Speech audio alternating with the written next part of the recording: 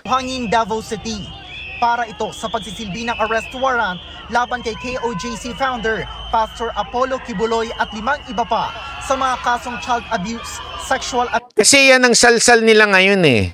Yan ang salsal ng mga vlogger na tanso, mga media na kesyo, nang gulo pa ang mga taga KOJC. Abay, matindi pala kayo. Sila ang pinasok ninyo. Karapatan nilang ipagtanggol ang private property nila. Wala naman dyan una-una, hindi nga bahay ni Kibuloy yan eh. Yan po ay place of worship. Abuse at paglabag sa Anti-Trafficking in Persons Act. Makikita sa video ang paglalagay ng hagdanan ng pulisya para maakyat ang bakod. Pero pinigil ito ng mga nakaharang na miyembro ng KOJC. Maya-maya pa.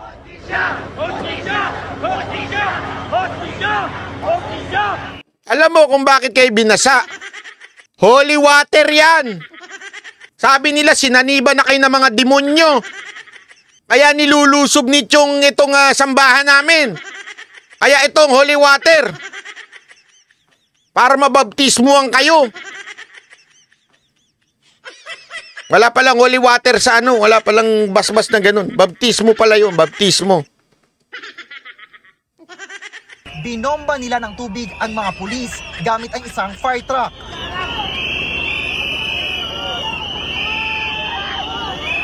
Nakaakyat pa ang ilang pulis sa tuktok ng fire truck pero hinarang sila ng mga taga-suporta ni Kibuloy. Ayan ang simula. Yan ang simula. Tingnan ninyo ha. Dito palang may mali na talaga eh. Magsiserve ka ng warrant, aakyatin mo. Pag nag-serve ka ng warrant, ipapakita mo yung papel. Ito po yung arrest warrant ni Kibuloy. O, nakita kasi ng tropa na pumasok sa dyan, kaya aarestuhin namin. Dapat ganun. Meron po kasing intelligence na meron kaming intel na nandyan po si Kibuloy, kaya ito yung arrest warrant, aarestuhin na. Ganun dapat, hindi aakyatin mo. Ano ka? Akyat bahay gang? Umaakyat-akyat sa gate? Tama ba yan? Di ba dapat ang dala-dala mo arrest warrant, hindi balat baril?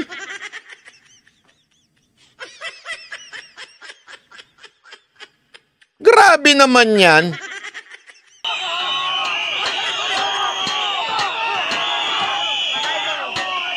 Ilang saglit pa. Kita nyo ano weapon ng KOJC? Pito. Nakakatabo yun eh. Ng mga demonyo.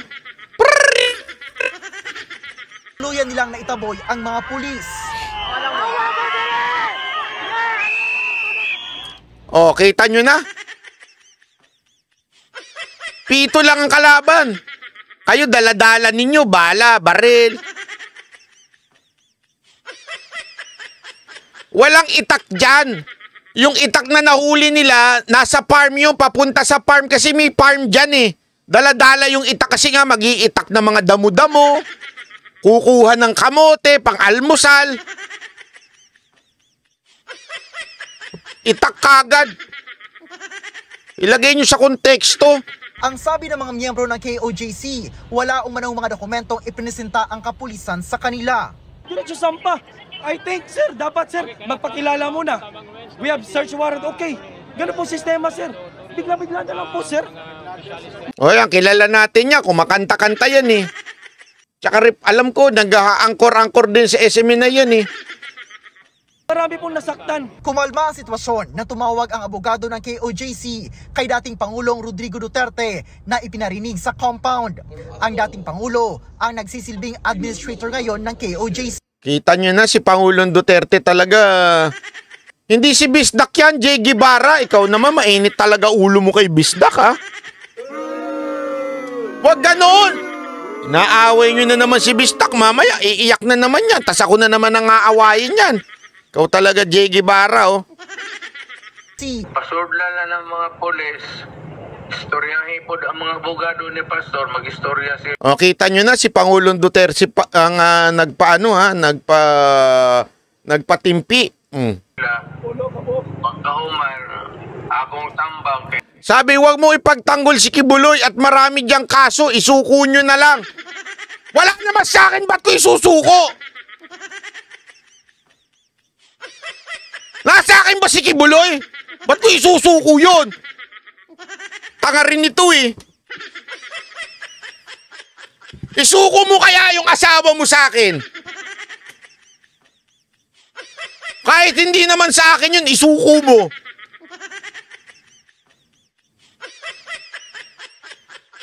Wala naman sa akin, sige Buloy, ba't ko isusuko? Anong klaseng katangahan yan?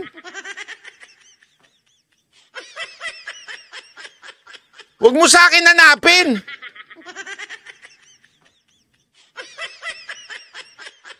May warrant against kay Pastor. Hinahanap to, tama si Jay Guevara. Kahit ako, hinahanap ko rin niya si Pastor kasi may reward. Pambili ko sana ng Ferrari.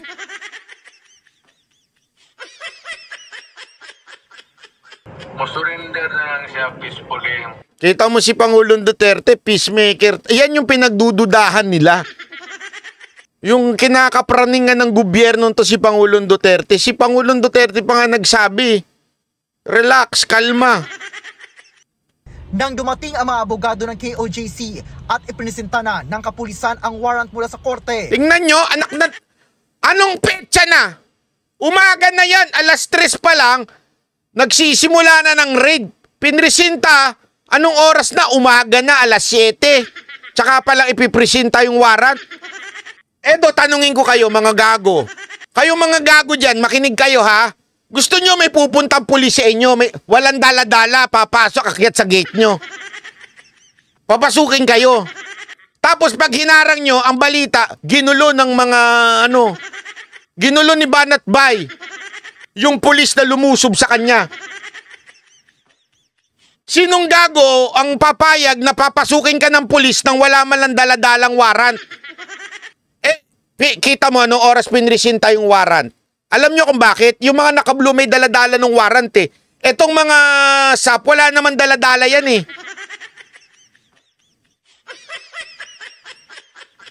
Tapos sasabihin ninyo, ang nanggulo pa itong KOJC.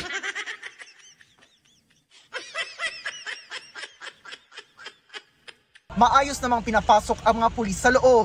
O ayan pinapasok pa sila o. Bibigyan pa ng hamburger yan mamaya. Isa-isang pinasok ang mga building sa loob ng compound. Sa himpapawid, may umaaligid ding chopper ng pulisya. Dapat nagpalipad kayo ng drone SMNI. Tapos pinapasok nyo doon sa harap. Harapan sila ng drone tsaka ng helicopter. Kuhanan nyo ng video kung sino yung nasa loob. Baka mamaya yung nasa loob, yung boss nila eh. O lusubin nyo yan. Pero hindi natagpuan sa loob ng compound si Kibuloy at 5 iba pang subject ng arrest warrant. Negative, no? Hindi natin nakita. Tamo na? Negative. Hanap kayo ng hanap, wala naman dyan. Mga subject sa warrant of arrest kanina. But we are thankful na naging peaceful naman yung nangyaring... Peaceful? Inakyat niyo yung gate, peaceful? Hinagdanan ni... Madam naman, ganun, akyatin ko ng gate yung bahay ninyo, peaceful ang tawag mo doon? Hindi. Sige madam, sige po. Akyatin ko yung gate ninyo ha. Pag pumunta ako dyan sa Davao, akyatin ko. Tapos sabihin ko, peaceful naman akong pumunta dito eh.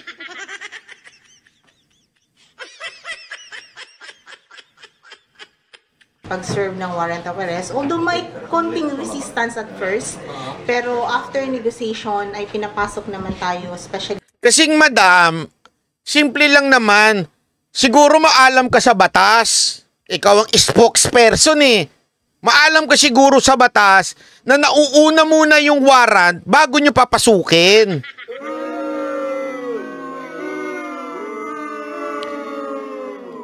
Pakisagot ako, madam. Tama po ba yung sinasabi ko o mali ako? Ano mauuna, pasukin o yung warrant? sa Kingdom of Jesus Christ. Dabawenyo, kausapin ko nga itong spokesperson dyan. I-ano mo ko ng, meeting dyan, ha? Dabawenya! Nandiyan ka pa ba? Pwede bang iset mo ko ng meeting dyan sa spokesperson? Interviewin ko siya, ha? Isa lang naman yung tanong ko, eh. Pag ako ba pumasok sa bahay nilang nakahagdan, maituturing niyang peaceful yun? Sasabihin ko, may nakita kasi akong magnanakaw, eh. Nasa loob ng bahay nyo. Kaya ako inakyat yung bahay ninyo. Peaceful naman yung ginagawa ko, eh. Unang tanong ko yon. Pangalawang tanong ko sa'yo, spokesperson. Ano ba mauuna? Ang lusubin ninyo at sirain nyo yung gate o yung warrant muna ipapakita ninyo?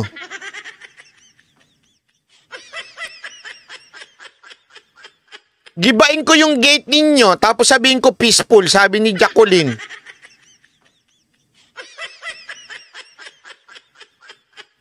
Seng Dabawenya, ha?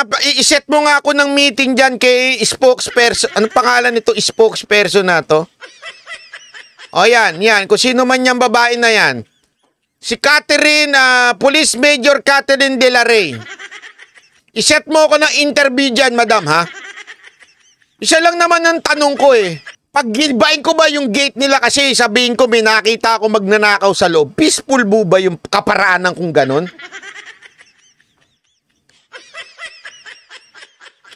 Pangalawa, peaceful po ba yung akyating ko yung bakod nila? At pangatlo, simple lang ang tanong, ano mauuna? Warrant o lusubin at wasakin yung gate?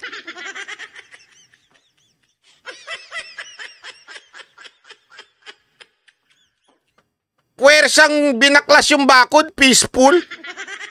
Seng Dabawenya, set mo ko ng dito, ha? Interview dito, ha? Kasama ako kay Mayor. Although may konting resistance at first, Konti lang daw yun. pero after negotiation ay pinapasok naman tayo, especially sa Kingdom of Jesus Christ. Ayon sa Police Regional Office 11, ang isinilbing warrants of arrest ay inilabas ng Pasig City RTC Branch 159. Pero bukod sa arrest warrant na ito, may nauna nang inilabas na warrant of arrest kay Kibuloy, ang Davao City RTC, para sa mga kasong sexual at child abuse na nitong Mayo lang at ipinag-utos ng Korte Suprema na ipalipat sa Quezon City.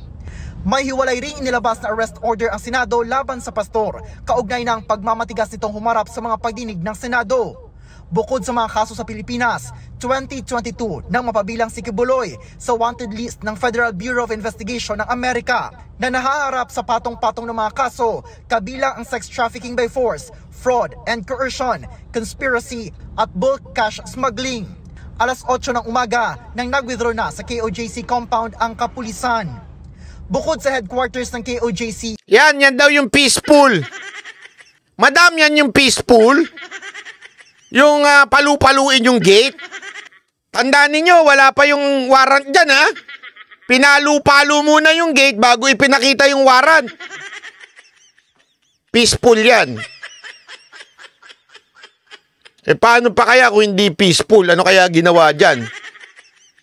pinuntahan din ng pulisya ang ilan pang property ni Kibuloy, kabilang ang Glory Mountain sa Barangay Tamayong. Sa kuha ng CCTV, makikita ang pagsira ng kapulisan sa gate ng naturang compound. Pero naglabasan ang mga miyembro ng KOJC mula sa loob at sinubukang pigilan ang mga pulis. Kita mo sila pa ang naglabasan? Meron lang resistance sa may Glory Mountain na kailangan natin i-break yung fence.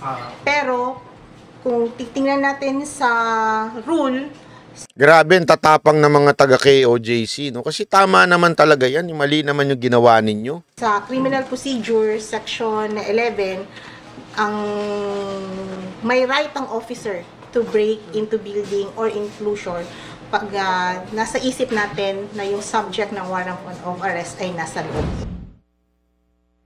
Kung nasa ano daw, yun naman, yan din na sinabi ni Attorney Trixie, kung meron kayong idea na nasa loob. Pwede nyo i-break. Pero ang tanong, sinerve nyo ba yung warrant? Hindi. Basta nyo lang pinasok. At saka grabe, common sense naman. Common sense naman. Magtatago ka sa loob ng bahay mo, compound mo. Ano ba namang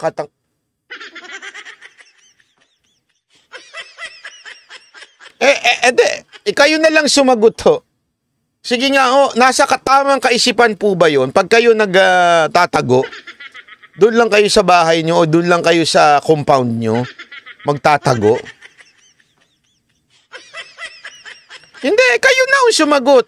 Ikaw ba, Boss Randel, kunwari nagtatago ka sa asawa mo? Halimbawa lang naman, doon ka ba sa trabaho mo? Magtatago ka ba doon sa pinagtatrabahuhan mo? Siyempre, hindi ka doon magtatago. Magtatago ka doon sa mga... Alam mo na. Di ba?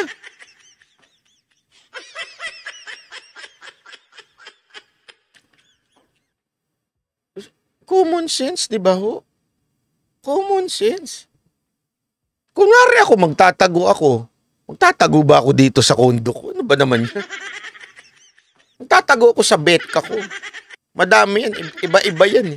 May Monday, may Tuesday, Wednesday, Thursday, Friday. Joke lang ha.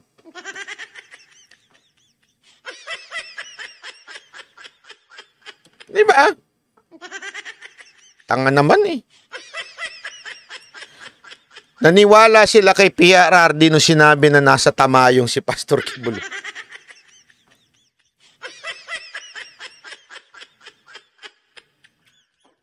Di ba common sense naman po yun? Common sense, madam. Madam spokesperson, police major, magtatago ka ba doon sa mismong lugar mo? Kung ako magtatago, pupunta ako ng ibang bansa, magcha-China ako, magti-Timor Leste ko.